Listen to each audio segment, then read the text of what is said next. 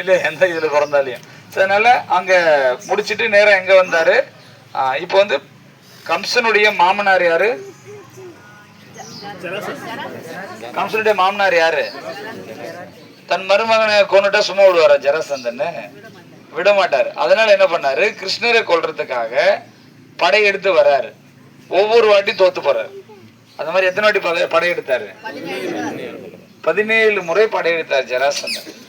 ஆனாலும் இந்த மாதிரி முயற்சி பண்ணிட்டே இருக்காரு அப்படின்னு சொல்லிட்டு, ஏற்கனவே கிருஷ்ணர் வந்து ஜராசந்தனை கொல்றது பீமனால தான் கொல்லணுன்றது ஒரு வரா இருக்கு ஆக்சுவலா.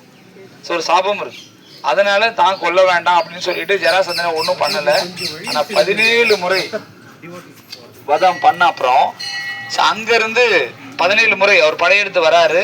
17 முறை படையெடுத்து வந்த அப்புறம் இங்க இதுக்கப்புறம் நம்ம இருக்கிறது வேண்டாம், சும்மா சண்டை போட்டா என்னதான் நம்ம வின் பண்ணிட்டு இருந்தாலையும் நம்ம பக்கமும் கொஞ்சம் என்ன இருக்கு, சேதாரம் இருக்கு. அதனால என்ன பண்ணிடலாம், நாம வந்து பேசாம இந்த இடத்த விட்டு கிளம்பி போயிடலாம் அப்படின்னு சொல்லி தான் மூல் துவாரகா முதல்ல அவர் வந்து வந்த இடம்.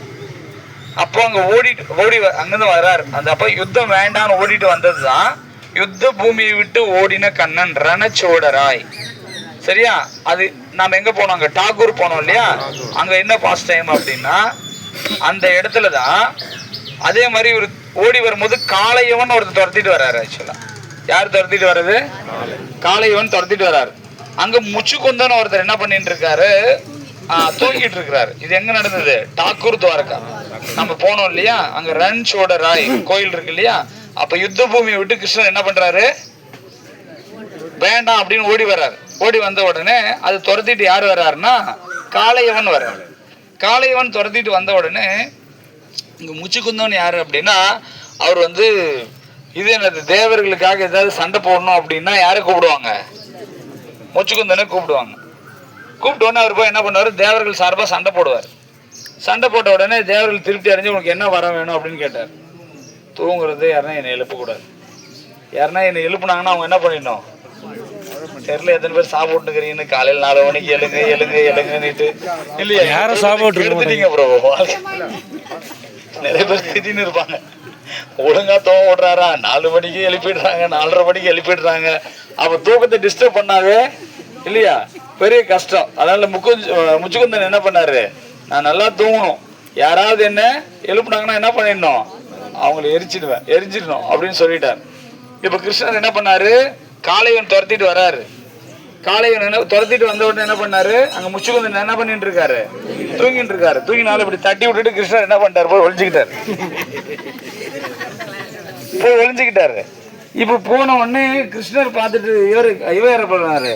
இங்க காளையவன் போன முச்சுக்குந்தன் காலை தான் இடறிட்டு அவர் போயிட்டாரு. அப்படிக்கா இப்ப போன உடனே என்ன பண்றாரு? உடனே எழல அவரு. என்னடா இதுன்னு எழுறதுக்கு முன்னாடி பார்த்தாங்க, ஓ நீ வந்து ஒளியறதுக்காக நல்லா இழுத்து போட்டு தூங்கிட்டு இருக்கிறியா அப்படின்னு கிருஷ்ணர் தான் தூங்கிட்டு இருக்கிறாருன்னு நினைச்சு அந்த இடத்துல யார் நின்றுட்டு பார்த்துட்டு இருக்காரு? காலை நின்று பார்த்த உடனே ஓ நீ தான் என்ன எழுப்பி விட்டான்னு அவர் பார்த்த உடனே என்ன ஆயிடுச்சு? அவரு எரிஞ்சு போயிட்டாரு. முச்சுக்குந்தனை பார்த்தா இவன் யாருன்னே தெரியல, இவன் வந்தா எரிஞ்சுட்டான். அப்புறம் பார்த்தா அங்க கிருஷ்ணர் யாரு காட்சி கொடுக்குறாரு? முச்சுக்குந்தனுக்கு அவரு காட்சி கொடுக்குறாரு. அந்த இடம் எங்க? ரணச்சோடராய். பெருமாள் இங்க போனது அது யாரு? போதனா. அவர் விஜயானந்த போதனாக்காக அங்க போனாருன்னு நம்ம பார்த்தோம். ஆனா அந்த பாஸ்டைம் அந்த இடர்னது அங்கதான் ஓடி வர்றாரு. அப்புறம் தான் எங்க வர்றாருங்க? மூல துவாரகா இங்கதான் வந்து அவர் ஸ்டே பண்றார்.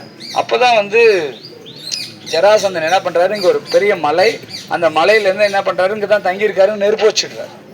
நீங்க பாகவதம் படிக்கலாம். 6th இது என்னது 69வது அத்தியாயம் கிருஷ்ணா புக்ல பாத்தீங்கன்னா நெருப்பு வச்சுடுறாரு. நெருப்பு வச்ச உடனே அவர் நினைச்சிட்டாரு கிருஷ்ணர் பலராமர் என்ன ஆயிட்டாரு? இறந்துட்டாங்கன்னு நினைச்சாரு. ஆனா அந்த மலை மேல இருந்து 2 பேரும் டைவ் அடிச்சு அப்புறமா தான் போய் என்ன பண்றாரு? நாம போனோம் இல்லையா சங்க துவாரகன்ற ஒரு பெரிய என்னது நகரத்தை உருவாக்கி அங்க பரிபாலனை பண்ணாருன்னு பார்த்தோம். ஸோ மூல துவாரகா இங்க வந்து அவ்வளோ அந்த மெயின்டெனன்ஸ் எதுவும் இல்லை. நார்மலா எனி டைம் ஓப்பன் தான். ஸோ க்ளோஸ் அப்படி எதுவுமே கிடையாது. ஸோ நம்ம எல்லாரும் கொஞ்ச நேரம் என்ன பண்ணலாம்? கீர்த்தனை பண்ணலாம். இப்போ அவங்களும் வந்துடுவாங்க, 10 நிமிஷம் வந்துட்டு இருக்கிறாங்க. ஸோ அதுக்கப்புறம் மறுபடியும் நம்ம இங்கிருந்து நம்ம ப்ரொசீட் பண்ணலாம். அடுத்து நம்ம போகக்கூடியது ஜாம்பவான் கேவ். ஸோ ஜாம்பவான் கேவ் அங்கே தான் வந்து என்னது சத்ராஜித்துக்கும் நடந்த ஒரு சின்ன சரித்திரம் தான், நார்மலாக சொல்கிறேன், நீங்கள் ஞாபகம் வச்சுக்கோங்க. அசோக் பிரபு இன்னும் கொஞ்சம் டீட்டெயிலாக சொல்லுவார். சிமந்தகமணி சரித்திரம் நடந்தது ஆக்சுவலாக. அதாவது சத்ராஜித் அவர் வந்து பார்த்தீங்கன்னா அவர்கிட்ட ஒரு மணி இருக்கும், சிமந்தகமணின்னு ஒன்று இருக்கும். அது போட்டுட்டு வந்தால் சூரிய தேவனே நடந்து வர மாதிரி இருக்கும், சூரியனே நடந்து வர மாதிரி அவ்வளோ பிரகாசமாக அந்த இடம் வந்து ஜொலிக்கும் ஆக்சுவலாக. ஸோ அப்படி சத்ராஜித் போட்ட ஒரு பெருமை தானே, ப்ரௌடு தானே. நீங்கள் நல்ல ஒரு வயர் நெக்லஸ் எல்லாம் போட்டால் ஒரு ப்ரௌடு யாரும் போட்டிருக்க மாட்டாங்க. நம்ம அப்படி அவருக்கு சத்ராஜித்துக்கு என்னென்னா ஒரு ப்ரௌடு இருக்குது ஆக்சுவலாக. சரி, கிருஷ்ணர் பார்த்தாரு, என்னப்பா இது எனக்கு கொஞ்சம் கொடுக்குறியா அப்படின்னு கேட்டார். அவர் சொன்னார், நான்லாம் ஒன்று கொடுக்க மாட்டேன். கிருஷ்ணர் விட்டார். ஒரு நாள் என்ன ஆயிடுச்சு, சத்ராஜித்தோட தம்பி அவர் என்ன பண்ணார், அதை எடுத்துகிட்டு போகும்போது ஒரு சிங்கம் அவரை அடித்து கொன்னுடுது. அதுக்கப்புறம் அந்த நகை காணும், அவர் எடுத்துகிட்டு போயிருக்காரு ஆக்சுவலாக, அந்த ஜுவல்ஸ் காணும். உடனே இங்கே வந்து என்ன நினச்சிட்டாங்க, கிருஷ்ணர் தான் ஆசைப்பட்டு என்ன பண்ணிட்டாரு, அந்த ஜுவல்ஸை சிமந்தகமணியை எடுத்துட்டாருண்ணா. டேய் எனக்கு வேணா, நானே படைச்சுப்பேன்டா, இதுக்கு போய் நான் என்ன இவ்வளோ பொருள் எடுக்க போறேன்னா அப்படின்னு சொல்லிட்டு அவர் என்ன பண்ணிட்டாரு, சரி அது என்னதான் ஆச்சுன்னு கண்டுபிடிக்கலான்னு அவர் வரும்போது அங்கே ஒரு சிங்கத்துடைய கால் தடம் இருக்கு. அப்போ பார்த்தா இவன் இறந்து விழுந்துட்டு இருக்காரு அவருடைய தம்பி. அப்புறமா பார்த்த உடனே தான் நேராக அதை ஃபாலோ பண்ணிட்டு போனாதான் அந்த கேவ்ல யார் இருக்காரு, அந்த குகையில ஜாம்பவான் இருக்கிறார். சரி, ஜாம்பவான் இருந்த உடனே அவர் பார்த்துட்ட உடனே இது யாரோ வந்திருக்கிறாருன்னு சொல்லி ஜாம்பவான் என்ன பண்ணாரு, அந்த சிமந்தகமணி இருக்குல்ல அவங்க பொண்ணுக்கு வந்து இது என்ன கட்டுறதுக்கு, தொட்டில மேலே கட்டுறதுக்கு கிளிகிளிப்பு கட்டுற மாதிரி என்ன பண்ணிட்டாரு, கட்டிட்டு வச்சிட்டு இருக்கிறாரு ஆக்சுவலா. சரி, இப்போ கிருஷ்ணர் போய் அது பண்ணுறத உடனே இப்போ கிருஷ்ணருக்கும் ஜாம்பவானுக்கு என்னது சண்டை நடக்குது. அப்போ ஜாம்பவானால ஜெயிக்கவே முடியல, வெற்றி அடையவே முடியல. ஏன் இப்படி நடக்குது அப்படின்னு யார் இவருன்னு பார்த்தா அவர் வேற யாரும் இல்லை, சாட்சா பகவான். நான் முன்னாடி யாருக்கு சேவை பண்ணிட்டு இருந்தனோ, எந்த பரபிரம்மம் எனக்கு வந்து அனுகிரகம் பண்ணாரோ அதே சாட்சாத் பரபிரம்மம் தான் யார் வந்திருக்கிறாரு, கிருஷ்ணரா வந்துருக்கிறாரு.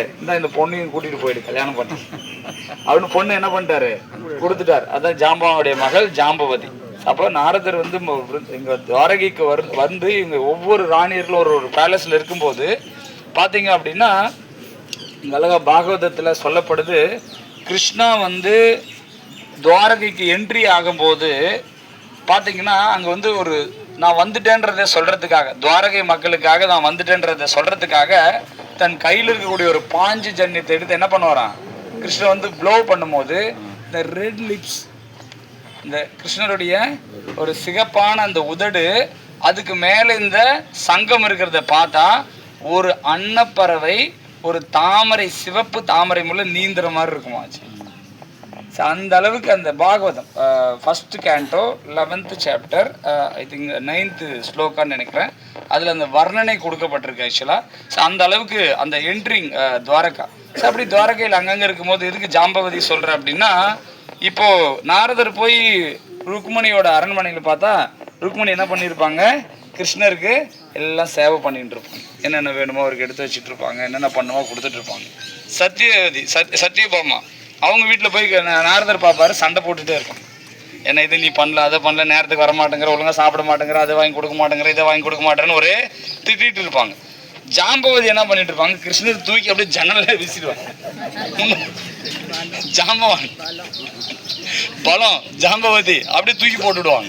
இப்படி ஒவ்வொரு வீட்லேயுமே வெவ்வேறு கிருஷ்ணர் வேற இடத்துல பார்த்தீங்கன்னா எல்லாம் இருந்துட்டு என்ன பண்ணுறாரு, அழகா இருக்கும். நீங்கள் நாரதருடைய அந்த வருகை வந்து ஒவ்வொரு அரண்மனையிலும் என்னென்னலாம் பார்த்தாருன்னு சொல்லப்பட்டிருக்குன்னா, ஒரு இடத்துல கிருஷ்ணர் உட்காந்து டிஸ்கஸ் பண்ணிட்டு இருக்காரு, பேர பசங்கள்லாம் கல்யாணம் பண்ணணும், இன்னும் அவங்களுக்கெல்லாம் நடக்கணும், இந்த பொண்ணுங்கெல்லாம் கல்யாணம் பண்ணி வைக்கணும், பையனுக்கு இது பண்ணி வைக்கணும். அப்படி ஒரு குடும்ப வாழ்க்கையில் நம்ம என்னெல்லாம் யோசிப்பிச்சு என்னென்ன பண்ணுவோமோ அதெல்லாம் கிருஷ்ணர் என்ன பண்ணிருக்காரு, ஒவ்வொரு அரண்மனையிலையும் ஒவ்வொரு இடத்துலையும் அதை வந்து பண்ணிட்டு இருக்கிறது நாரதர் ரிசீவ். அப்படி ஜாம்பவதி ஒரு மனைவி நம்ம பார்த்தோம். அங்கே நம்ம போக போகிறோம். அந்த நடந்த கேவ் கொஞ்சம் கீழே போகணும். சில இடத்துல சொல்கிறாங்க நல்லா சுவாசம் கொஞ்சம் கிடைக்கிறது கஷ்டம், ஆக்சிஜன் அப்படின்னு சொல்கிறாங்க. அப்படிலாம் ஒன்றும் இல்லை, எல்லோரும் போய் நல்லா தரிசனம் எடுக்கலாம்.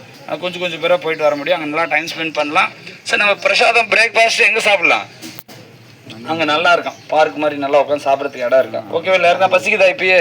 இல்லை சரி, ஓகே. சரி, நம்ம கொஞ்ச நேரம் கீர்த்தனை பண்ணலாம்.